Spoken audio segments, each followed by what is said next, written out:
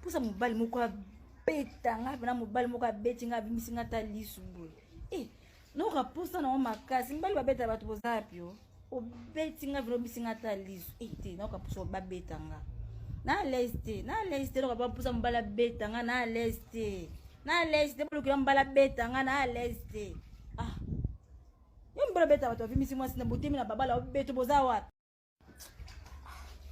pusa mobali moko abeta nga na mobali moko abeti nga abimisi nga ata lisu boye noka pusa nango makasi mibali babeta bato boza api obeti nga vilo obimisi nga ata lisu te noka pusa babeta nga na leste noka bapusa mobali abeta nga na leste bolukila mobali abeta nga na leste yo mobali abeta bato bavimisi mwasi na botemi na babala obeto boza wapi pusa mobali moko abeta nga na mobali moko abeti nga abimisi nga ata lisu boye noka pusa nango makasi mibali babeta bato boza api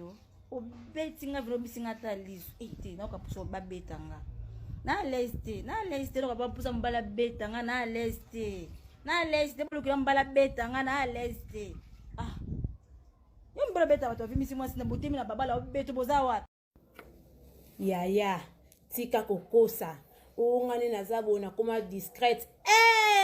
discrétion oyo otangi wana ekole nini yo moto ozala ata suki ya pamba oyo fo filme otya na statut bakobundana nango les jaloux vont maigrir ata ozomela jus fo otya na statut boka kado asefana te doloba biso komi discrète aya toyebani ozwi te mpenza ya toyebani ngai nayebi yo so ozwaki kado me tokufi ati ongaisa sope nabundana yango ebomanga nango ozwi te yaya ozwi te ya korejoindre biso yaya asefana te deki moto akufi mpe aya te tika nde trafic elo toboya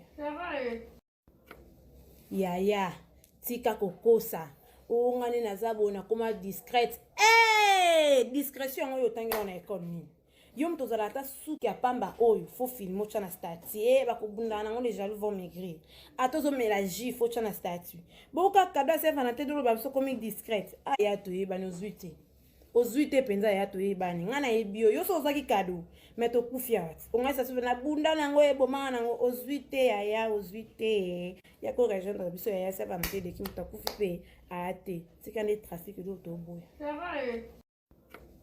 yaya tika kokosa ongani naza bona koma discrète discrétion oyo otangi wana ekole nini yo moto ozala ata suki ya pamba oyo fo filme otya na statut bakobundana nango les jaloux vont maigrir ata ozomela jus fo otya na statut boka kado asefana te doloba biso komi discrète aya toyebani ozwi te mpenza ya toyebani ngai nayebi yo so ozwaki kado me tokufi ati ongaisa sope nabundana yango ebomanga nango ozwi te yaya ozwi te ya korejoindre biso yaya asefana te deki moto akufi mpe aya te tika nde trafic elo toboya